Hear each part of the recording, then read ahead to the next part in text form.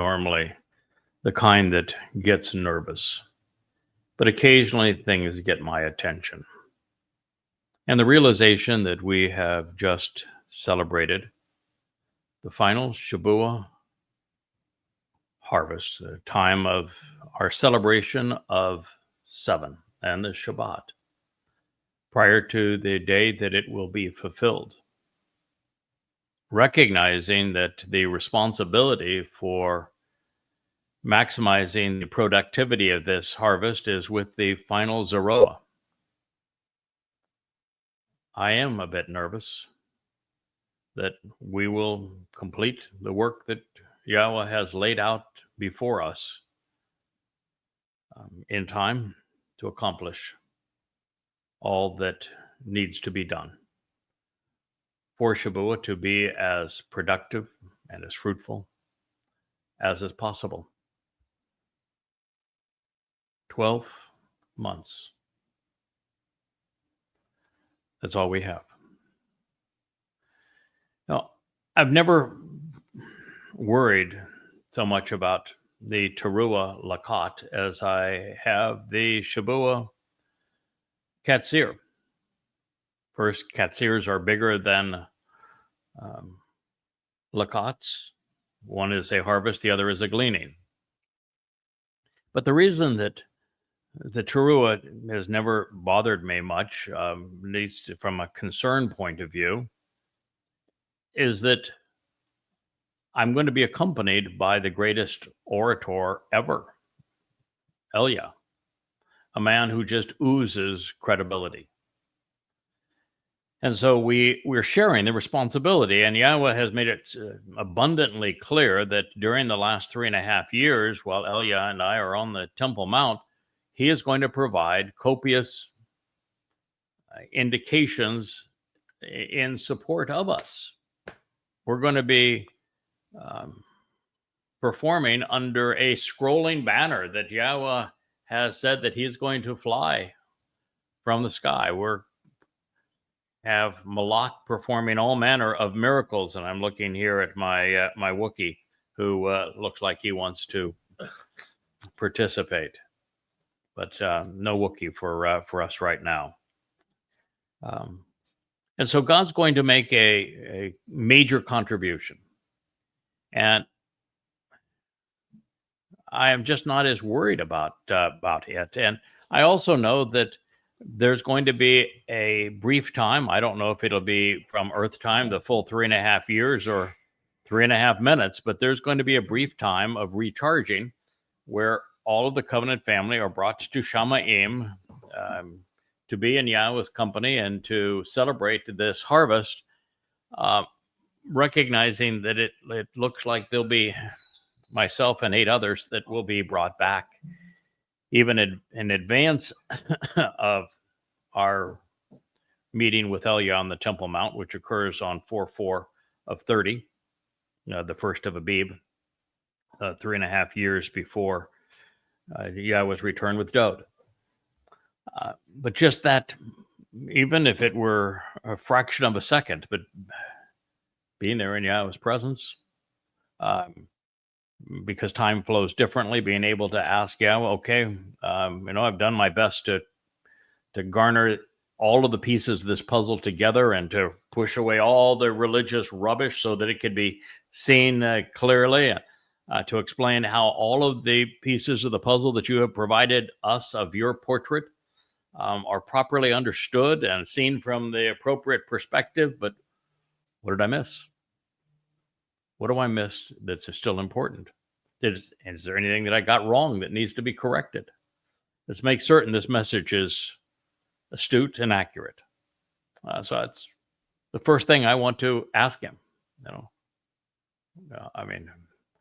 Beyond the fact of being overjoyed that he has done as he has promised, and he's harvested the covenant's children, and we're all there celebrating Shabuah with him. That's going to be pretty extraordinary, but I'm not going to lose sight of the fact that we have a big job to do. Still, even after Shabuah is accomplished, then there is Teruah, and then there's the sacrifice of the red heifer, and then there's the return on Yom Kippurim, and then there is all of the judgment that must take place where all of those who have tormented God's people are held accountable. And then there's the teaching of this mortal remnant that enters the restoration of the earth to the conditions experienced in Eden. And we're going to be significantly involved in that. And then there's the role of being Dod's herald, the king's spokesman and right arm. So it was a lot to do from this point on. But there is a tremendous difference, I think, between being asked to do this and having Yahweh's support and his 7 spirits and finding thousands upon thousands of insights and being the first to figure out almost every major thing that's important to God and report it. It has been an extraordinary life, well lived. But there's something else just about being there. And I know that's what's going to happen a year from now. And yet my mindset is going to be, well, let's prepare to do what comes next as well as we can do it. Let's get back on the job. So here's where we are. And yes, it does. I'm not a person that very often gets nervous. I'm pretty much calm in any manner of situation. I've been in circumstances that would have killed almost anybody else, but prior preparation and control over the situation, I have survived time in and time again, and I will continue to. But this one clearly has my attention. And the biggest issue here is not just giving it our all, my all. I mean, I've put in 24 years. I've done more than anyone else has done previously. In terms of doing what Yahweh has asked, I've done as much, if not more, than anyone who's come before. I've written more. I've perceived more. I've shared more than anyone heretofore. So I can be reasonably proud of what we've accomplished together. But we're working for Yahowah. We're doing the job that is the most important to him of all time, bringing his people back to him, reintroducing his name, and reacquainting them with his beloved Son, our Savior and King, Dod. No one wants to disappoint God. So we're doing this program as a continuation of Qatsyr harvest, knowing now that we are on the final run to the fulfillment of Shabat, May 22nd, 2026, and that we also know that what follows is going to be horrific. We want to provide God's people with every fortification that is possible so that they understand the horrid nature of Islam, so that they understand the rubbish that Christianity piled on top of the truth about Dod being the Messiah and the Son of God and the one who suffered crucifixion, fulfilling Pesach in 33 CE, and so that we equip them to know for certain that Yahweh is the proper pronunciation of Yahweh's name and that it is essential for them, and that there are 5 conditions of the covenant. Each of the 7 Moed Mikre is important in their lives, and there are 4 more to be fulfilled. This is our mission. So we're going to pick this up where we left off. We were in the 2nd chapter of Hosea, meaning he saves or he delivers. This is Hosea 6:2, and it's one that's I would call a head scratcher. It reads, 2 days. 2 days. He will choose to revive and sustain our lives. On the 3rd day, he will establish our restoration, encouraging and raising us so that we can stand up and endure. Then we will live in his presence.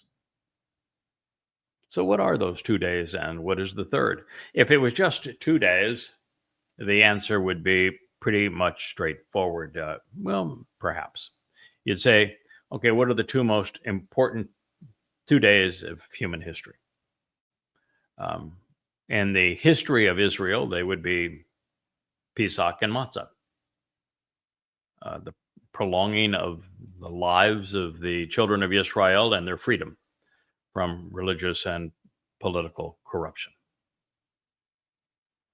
If you were to say, what are the two most important days relative to the Moed Mikre, these restoring witnesses of the eternal testimony to be called out and meet with God, you'd say Pesach and Matzah's fulfillment by Dode in 33 CE, year 4000 Yah, bringing the covenant family eternal life, opening the door to Yahweh's home, and perfecting us by removing our political and religious guilt and leaving it in Sheol, never to be seen again.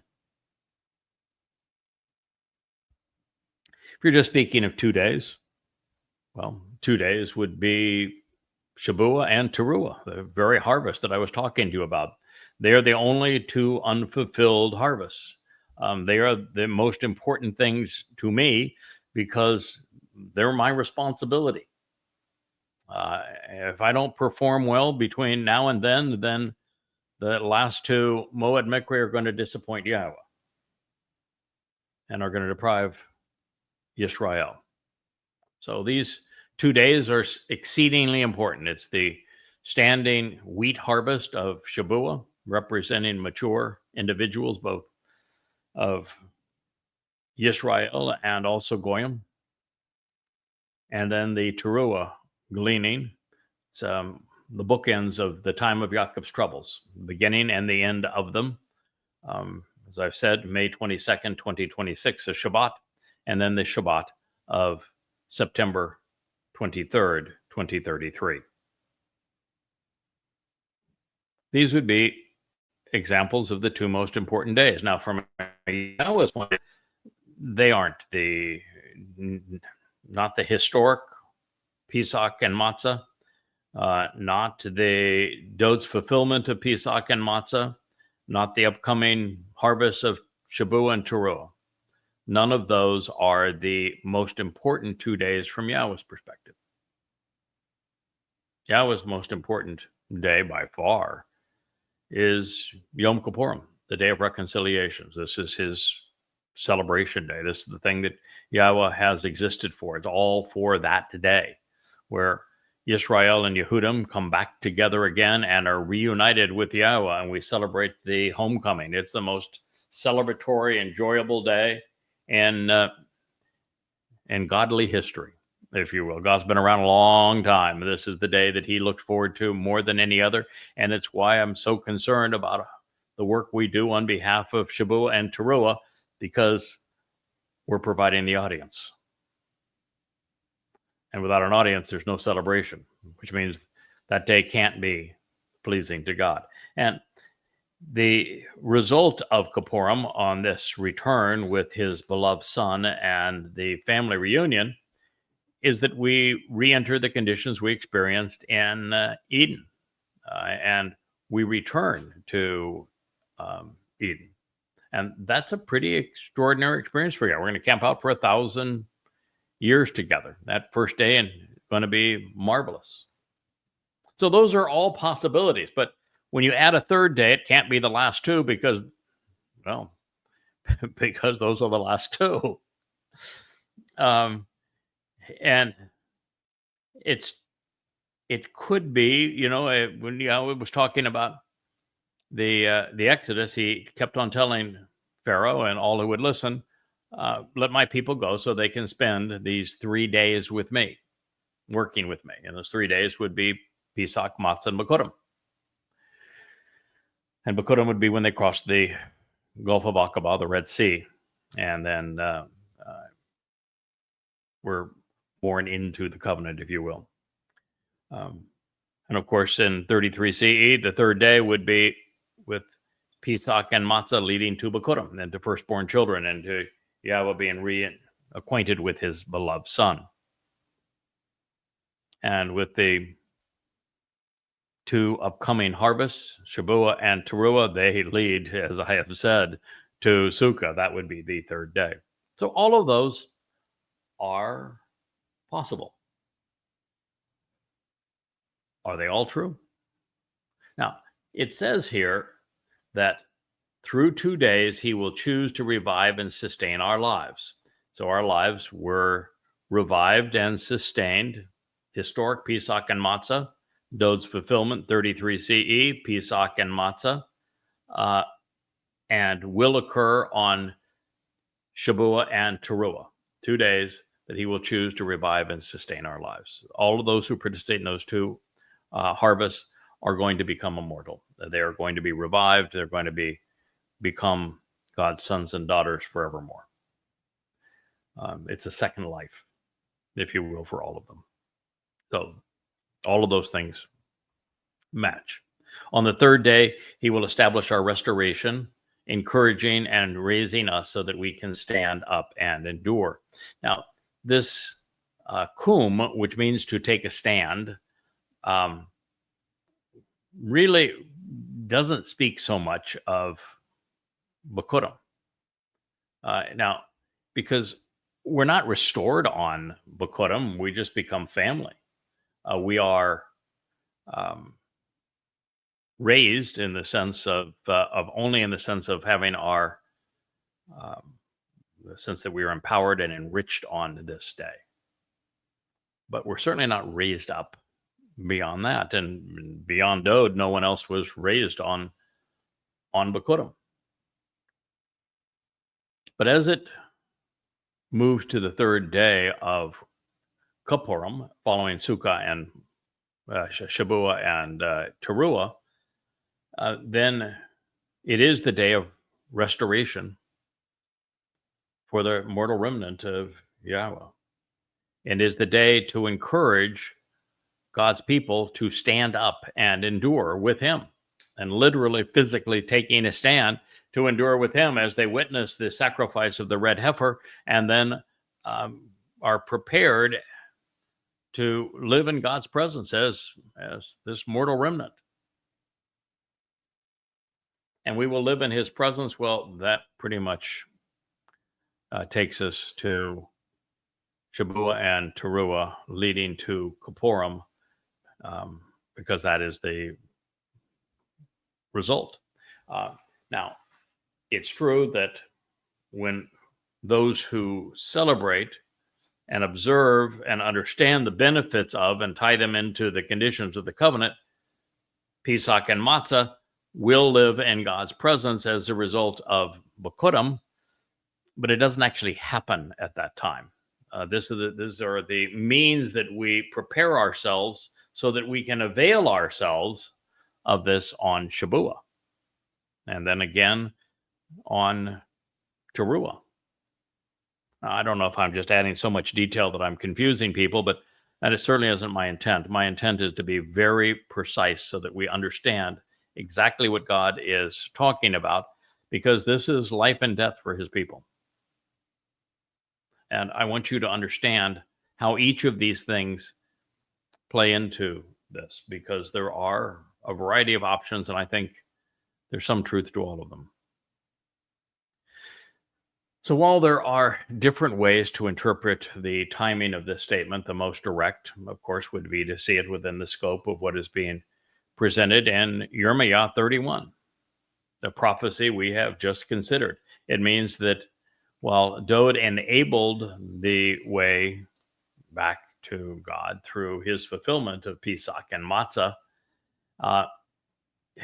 ultimately it is Pesach and Matzah that make these two upcoming harvests, Shabuah and Towrah, possible. All of the beneficiaries of the Shabuah and Towrah harvest will be there because of what Dod did on Pesach and Matzah. Shabuah and Towrah will bring us to the family reunion. Everyone who participates in the harvest and the gleaning, the Qatsyr and the Lakat, will be there in the front row seats. This is the top billing right there. You're going to be ringside for the sacrifice of the red heifer and for the return of Yahowah and Dod. So that is the beauty of Shabuah and Towrah, is that you're a beneficiary of Pesach and Matzah, and you get the front row seats for sacrifice of the red heifer and the family reunion. And that's, of course, occurs on Kippurim, the 120th Yobel year of 6,000 Yah in 2033. And this is going to lead to living in Yahweh's presence on the third day. This way, the ultimate expression of Bikurim becomes, in practical terms, Sukkah, where we camp out with God. Now, considering that the subject of the revival and the preservation of our lives, leading to a time when we are established and restored in the relationship with God, such that we can stand in Yahweh's presence, this, of course, is the most obvious answer. So our lives are extended during Pesach, and they are restored during Matzah, so that on Bikurim we become part of Yahweh's family. And this is what makes it possible for our Heavenly Father to gather us in on Shabuah, the Qatsyr of standing grain, and of Towrah, the olive harvest of Yehudim, on May 22nd, 2026, and September 23rd, 2033. Where we are prepared to enter God's presence and where we become the foremost spectators, if you will, for the family reunion when Yahowah and Dod arrive on Kippurim, sunset October 2nd, 2033, year 6,000 Yah. So it is then that we will engage to free the earth of all of those who no longer belong, all while reconciling the final remnant of Jews back into the covenant. On this point, I cheated a little bit on the program we did earlier today, which was the gateway out of the Holocaust. And I did what I don't typically do, which is I read ahead. I wanted to see really how far we had to go with that and whether or not we could do multiple shows on it to start a new one called Gateway Out of the Holocaust. And what I find is what we're headed to is God saying, there are going to be lots of olives that are going to be lopped off and discarded. I mean, lots of people that are not going to make it into the celebration of Yom Kippurim. God's not going to start the conditions experienced in Eden with religious riffraff. And so in Isaiah 17 leading to 18, we find that 18 is developed on the lines of those who are going to be excluded. And so the earth will be liberated from the religious, from the political, from the militant, and from the conspiratorial, from all anti-Semites. Now, also relevant, with the earth in the throes of death, as it will have been from the time of Jacob's troubles, and with evil exploding as never before, as we are witnessing in the seismograph of anti-Semitism, there will be a tremendous amount of rubbish to eliminate. And the environment will have to be terraformed for the planet to be restored to Eden-like conditions, where we can enjoy camping out in Yahweh's presence. God's not going to camp out in a swamp. And that begins, of course, on the third day of Sukkah camping out, if you were to look at Towrah, Kippurim, and Sukkah. The intent of Shabuah and Towrah is to remove the covenant family from a world filled with death and deceit at every turn. At least Shabuah, Towrah is a kind of a unique gleaning of God's people. And you have to understand the timing of it. So Shabuah is to remove both the Goyim and the Yehudim, who have capitalized on the sacrifice that Dod made in 33 CE to fulfill Pesach, Matzah, and Bakurim, and those beneficiaries are elevated into God's company, and they're transformed into spiritual beings akin to light. Pretty good situation. And they're kept out of the time of Jacob's troubles. They don't have to witness the suffering, just as God says, I'm not going to witness it either. I don't even want to see it. Now, the Towrah harvest is different because it takes place the evening before the sacrifice of the Adam of Parah that prepares the adulterous woman of Yisrael that has been adulterous through Judaism, through religion, and through creating also Christianity and Islam. Rabbis created both of those religions, all three religions. And so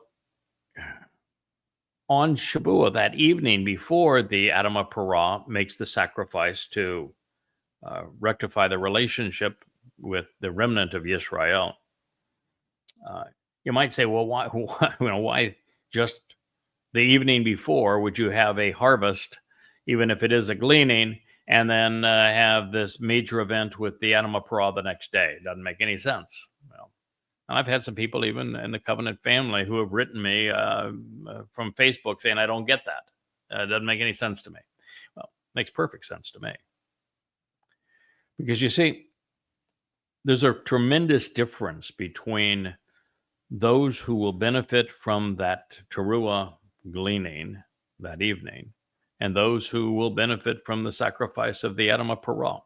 And that really explains the difference between what God achieved through Dod and what he will achieve through me.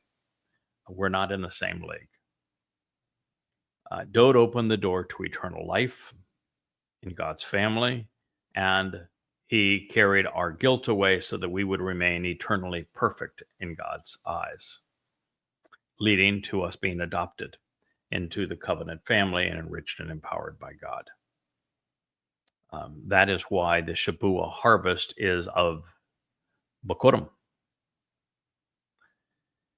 So everyone that participates in these two harvests, the Qatsyr and the Lakat, are going to become eternal. They are not going to have physical bodies unless they were to choose to transform some of their spiritual energy into matter. They're elevated to explore the dimensionality of the universe. They're able to be eternal in time, exceedingly empowered, brilliant beyond measure. This is an extraordinary transformation. And well, we know that is apropos for all of those who will benefit from the Shabuah harvest. It's also true of those who will benefit from the teruah gleaning. There'll be 7 years after one harvest and before the gleaning. And during that time, many people are going to benefit from the Yada Yahowah series. They're going to benefit from the Yahowah blog. They're going to recognize that the rabbis have lied to them and that the political elite have misled them. And they're going to return to Yahowah. And they're going to capitalize on what Dod has done. And they're going to be ready for that harvest. And they will, as such, be covenant. And when they're harvested, they're going to have all of the same rights and capabilities of those who benefited from Shabuah. Now, there's not going to be any of them, of those olives that are harvested at this time, that are going to have been covenant for any more than 7 years. And most will be covenant for less than 3.5 years. But nonetheless, they are. They're spiritual beings.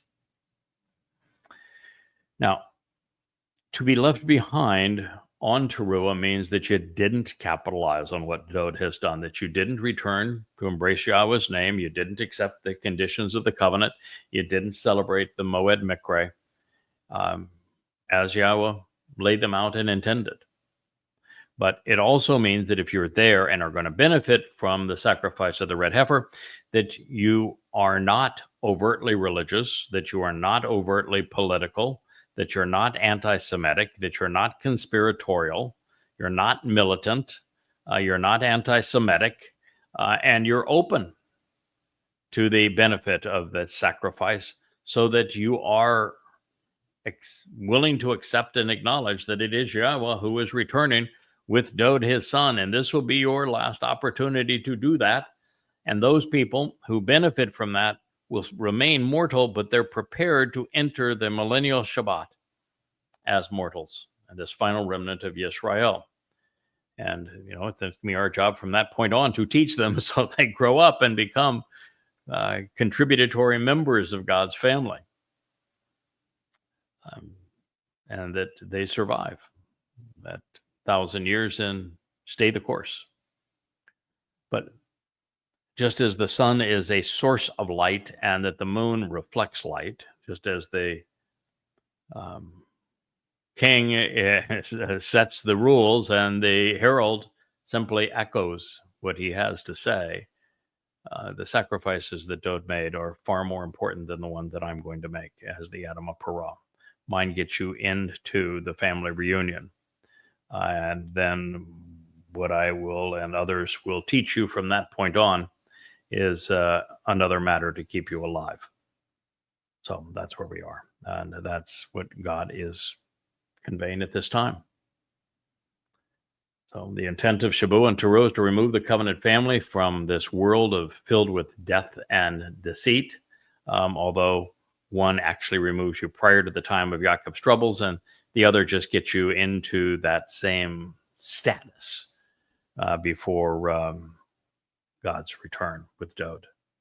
And having kept us safe, we're going to be part of the joyous crowd that will accompany Dod upon his Kippurim return to reconcile the relationship between Yahowah and the surviving mortal remnant of Yisrael. Collectively, we're all going to camp out together during the millennial expression of Sukkah, although it's going to be, an interesting time because there's going to be 3 different types of people at that time going into the millennial celebration of Sukkah. It's kind of like the fact that there's been 3 options for human souls all the way along. You can choose to be part of God's eternal covenant family. You can make decisions that cause you to be in a place of eternal separation from God. That would be in Sheol versus Shamayim. And you can squander your life such that at the end of your life, there's no reward and no penalty, and your soul simply ceases to exist. Those are the 3 options. As we move through Towrah to Kippurim and into Sukkah, there will also be 3 categories of individuals. One will be full-fledged covenant members with the tenfold increase of Bakurim, and another tenfold increase and a doubling of that tenfold increase, if you will, on Shabuah. And then those who get in by the skin of their teeth at the very end during Towrah. So these are all beings. We will all be supernatural. We'll all be spiritual beings akin to light. And the carrier of our souls will be of a spiritual nature, not a material nature, which gives us enormous capabilities, but it does not preclude us from taking material form and enjoying this world as a body whenever we choose to do so. I'm hoping to come back during the millennial Shabbat as a even physical body. It'll be a little buffed up from the one you see now, a little younger, a little stouter, better shape, and that physical body is going to be in a position not only to do things that are important for God's family, but also to enjoy the earth and the conditions that God restores in Eden. I'm going to go cruise the 7 seas and fly the great skies and have lots of wonderful celebrations and beautiful places. I'm intending to enjoy this in addition to work. Working is good; it's productive, but part of working is enjoying the fruits of your labor. And so I'm looking forward to doing both, and we'll be able to do both. And if you want to sneak out during that 1,000 years to go explore on the extent of our galaxy, the Milky Way, or another galaxy out there, and the planets surrounding it, you'll be able to do so. Time will run differently, and this transition between energy and matter will enable those of us who are spiritual beings to experience both. And I think that's going to be marvelous. Okay, so that's one class. The second class is the mortal remnant of Israel. I think they're going to be different than pure mortals today in the sense that they're going to have extended lives and they're not going to be truncated prior to the 1,000-year celebration of Sukkah, unless they do something stupid. And I'm absolutely convinced that those who enter the millennial Shabbat as mortals will be able to conceive children who also will have free will. And all these mortals will continue to have free will, and they will be able to choose at any point not God if they wish to. That will be a fatal choice, but they will have that opportunity. But they're mortals. They cannot go off and see galaxies far, far away.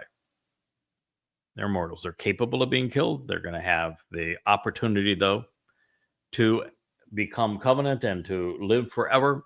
But they're mortal Yehudim, the final remnant, very special people. And they're going to repopulate Yisrael. The third group of people are Goyim. And there will be a group of Goyim based upon their attitude and their aptitudes. They're going to have the opportunity to enter the millennial Shabbat as the productive force that kind of keeps the earth going. They will do everything that needs to be done from a work point of view so that the mortal remnant of Israel can be about the work of Yahweh, and this Goyim group will be about the work of supporting the needs of everyone who is on the earth. It'll be a really good gig, and this is not a bad thing. Their lives are extended. They would have just ended because they did not know Yahweh. They didn't capitalize on the Shabuah harvest. And it means, though, that they were not anti-Semitic. They were not overtly religious. They were not overtly religious. And they were open to being productive members of the ongoing community. Those will be the three individuals, the three types of people at this time. So God gives us a lot of information that we can use to kind of map out where you think you're going to be at this time. So collectively, we're all in one way or another going to be camping out together during the millennial expression of Sukkah. There's going to be a regular cadence to things, a celebration of the Shabbat and the relationship with God. Each of the 7 Moed Mikre will be celebrated going forward. It'll be a little different, and we'll look back on them. But the members of the immortal remnant are going to look forward on them as well. So therefore, these 2 days will lead to the third, as this plays out at the beginning of the 7 promises and 7 years before the fireworks of September and October of 2033, with the harvest leading to this grand celebration during the first 10th and 15th days of the 7th month in year 6000 Yah. So as mentioned, there is a third way to appreciate the merit of these 3 days. 2,000 years transpired from year 2000 Yah, when the covenant was affirmed by Abraham and Yishak on Mount Moriah, to year 4000 Yah, with its benefits were provided by Dod's fulfillment of Chag Matzah, enabling us to participate in the benefit of the Bereth. Under this scenario, the third day is symbolic of the millennial celebration of the Shabbat of Sukkah, which would be year 6000 to 7000 Yah, camping out with God. While Passover and unyeasted bread leading to Bikurim remain an essential part of the way home and to living with God, nary one in a million Jews has capitalized on their offer. And all of this, the entire purpose of Hosha, indeed, of Yirmiyah, Yashayah, Zechariah too, is to make Yahweh's people aware of their opportunity to reconcile their relationship so they can be part of the Shabuah and then Teruah harvest, or at least be there and capitalize on the sacrifice of the red heifer so that they are participants in the homecoming.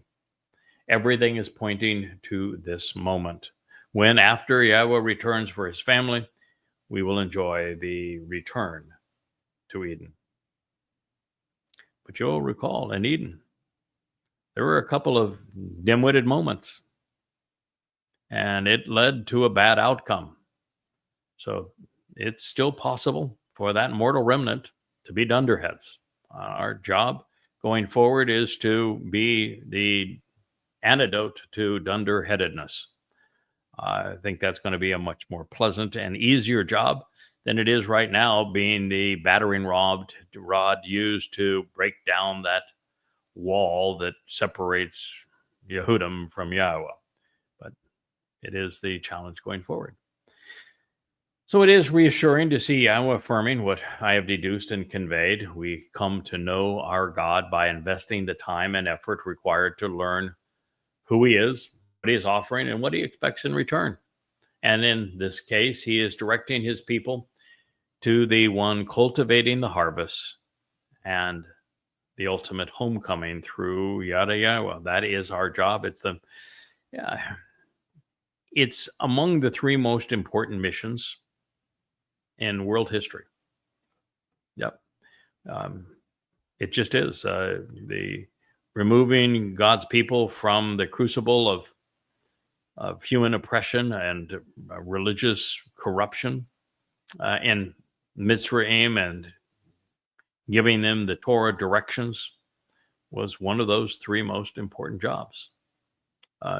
Dode, lives three lives. His job was to unify Israel, acquire Jerusalem as the capital, acquire the Temple Mount, so that the home for Yahweh's name could be built, defend God's people, and then to return to open the door to God's home, to life eternal, and to carry our guilt away so that we could be part of the covenant family, and he will return as king of forevermore and of everything.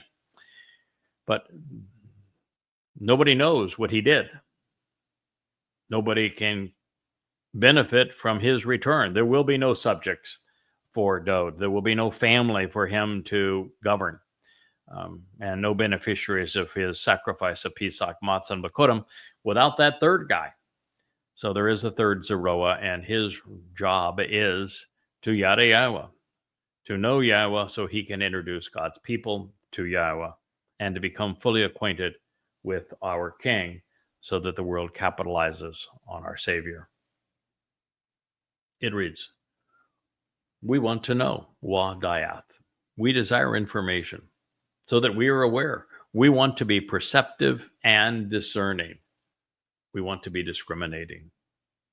We choose to invest considerable time and effort to pursue Yada Yahowah.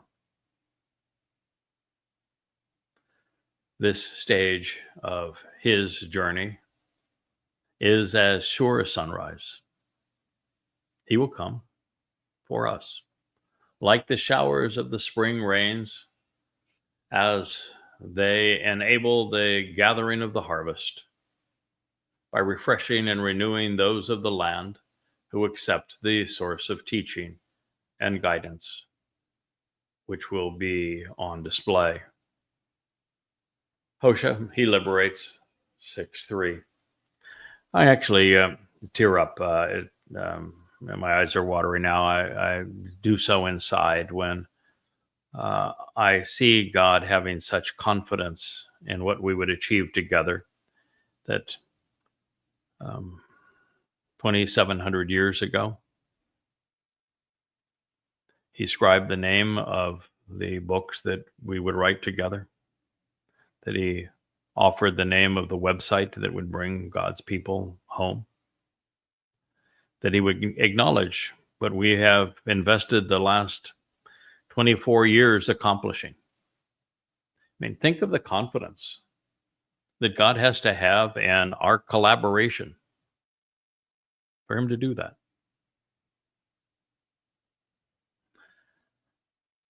It's, I think that several of you know that we lost a number of people that we thought were part of our covenant family to a vicious rebellion by a psychopath that was very clever at luring people away. And one of those that was lured away, it's a tragedy. I'm bothered by it all the time.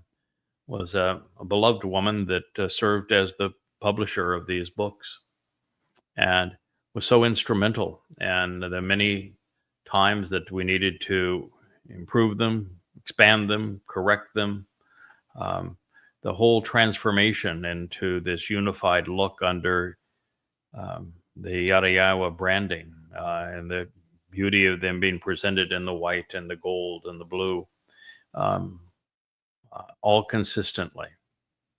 Um, and then to have those books available for publishing, so you can buy the paperbacks through Amazon and being presented appropriately on the website.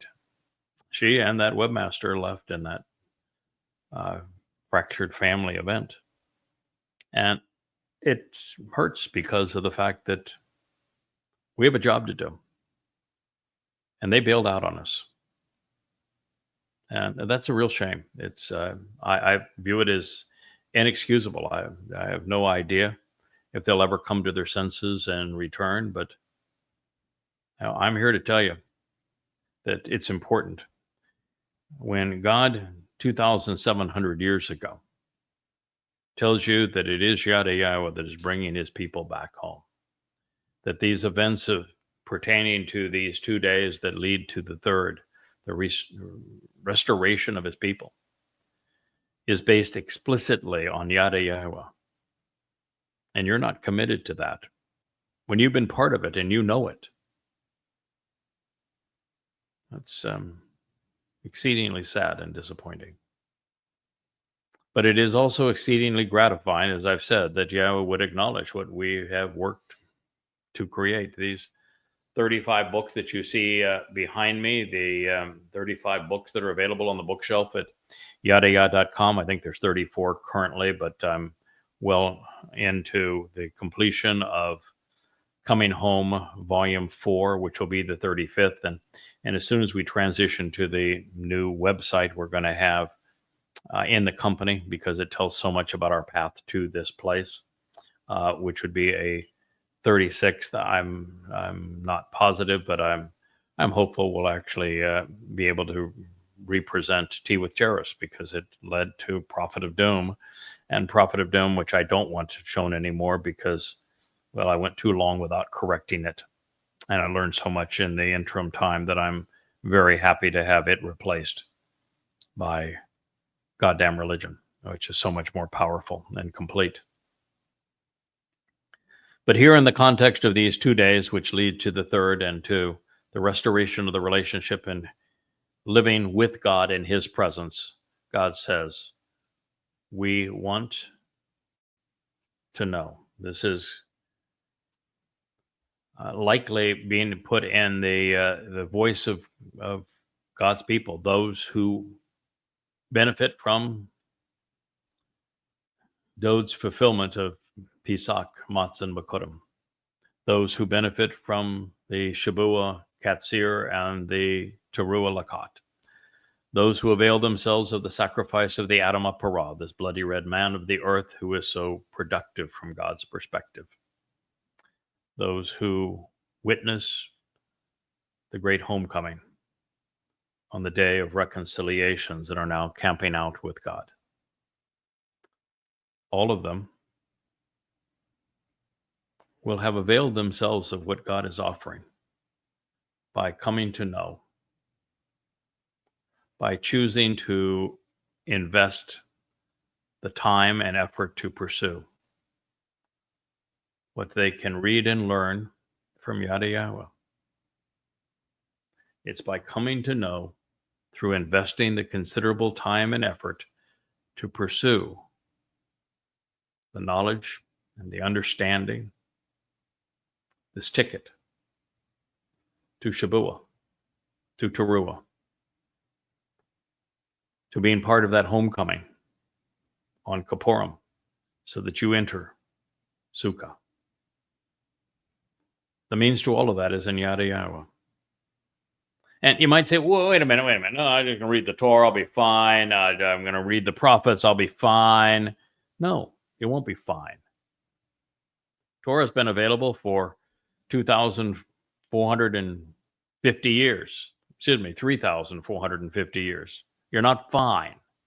The prophets have been available for anywhere from 2,500 to 3,500 years. You're not fine. Not a single Yehud paid any attention to what God actually said. Not a single Yehud came to understand that God despises religion. And so long as his people are religious, they will be estranged from one another. Not a single one of you understood there were 5 terms and conditions of the covenant that must be met or could articulate them. They didn't understand that the 5 benefits of the covenant were all delivered by the fulfillment of the first 3 Moed Mikre. Not a single one of them understood that Pesach opens the door to life, and that matzah removes our guilt by Dod carrying it into Sheol, and that Bikurim is being part of the covenant family where we are enriched and empowered by God, and that it was Dod David in his second of 3 lives that fulfilled them. There wasn't a soul on earth that recognized any one of those things. And if you don't know them, you can't participate in the Shabuah harvest. It's nullified. And if you don't know them, you're not going to be part of the Teruah gleaning. And if it weren't for the things that we are sharing now in Yada Yahowah, there was no one going to be there for the sacrifice of the red heifer, which might as well be skipped because there will be no homecoming, because there wouldn't be anyone to come home to. All of this is possible because of the collaborative effort that Yahowah and I have engaged in over these past 24 years, every waking moment for 24 years to comprise the Yada Yahowah series and bring it to you freely. YadaYah.com. This, the Yahowah blog, is because Yahowah says, young man, you've written enough. It's time for you to speak to my people. You are now the books. Tell them what you know. That is why we're here. God's people need to know. We desire knowledge. We choose to invest the considerable time and effort to pursue Yada Yahowah. Being aware of and understanding, actually knowing Yahowah. This stage of his journey is as sure as sunrise. You have 2 choices there. You can have God making the journey and say that he is as sure as sunrise. Where's God going?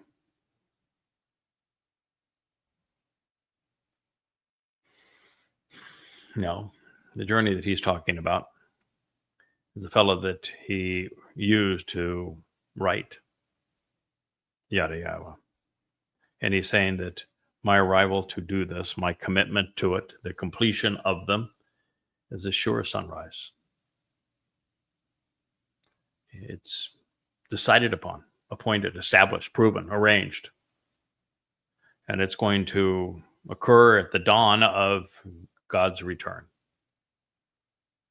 He says, he will come for us.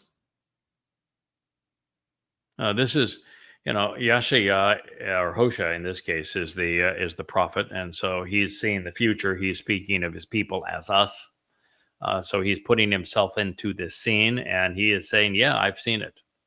The fellow that wrote Yada Yahowah, his stage of this journey is now certain. He's coming for us. He's as sure as the sunrise. Boy, that ever true. Every morning, at or before sunrise, we're back at it. He will come for us. Yes, I have. Like the showers of spring rains, as they enable the gathering of the harvest, and that is exactly the purpose. As the final Zeroah, I am here to have that final 2 harvest to be as productive as is possible. And God is providing the showers and the spring rains to make this gathering of the harvest as refreshing, as renewing as possible, as those of the land accept this source of teaching and guidance, which is now being put on display. That is the purpose of the Nesh, this sign. It is, by the way, Yara Eretz, which is making the land receptive to the Torah's instructions and directions, which are being made openly known. Yara is the verbal root of Torah, the actionable root of Torah. Hosea, he liberates 6:3. The journey home is all that should matter now. There is so much separating God from his people, and so little time left to bridge that gap. Our focus must be on the harvest. And since Yahweh isn't the one who is going to change, the onus is on his people and on us to encourage their transformation. Fortunately, he revealed where to look, Yada Yahowah, and how to navigate that divide, Yada Yahowah. And now you are privy to God's endorsement of Yada Yahowah. Well, he in the foregoing statement could be addressing Yahweh. It's really unlikely. First, God, even if he was speaking of himself, never works alone.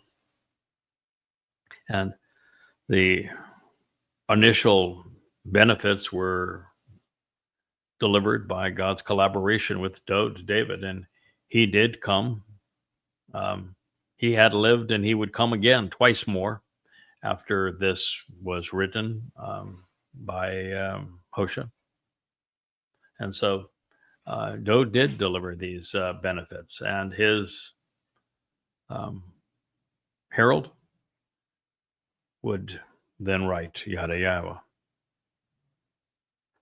And those associated with Dode are Moshe, Yada, Elia, all of whom will be united in purpose and all directed by our King on an ongoing basis. And since Moshe spoke of this moment and what is now the 18th chapter of Devarim, we should keep Hoshea's prophecy in mind and be aware that it is addressing Dode and his herald, Yada.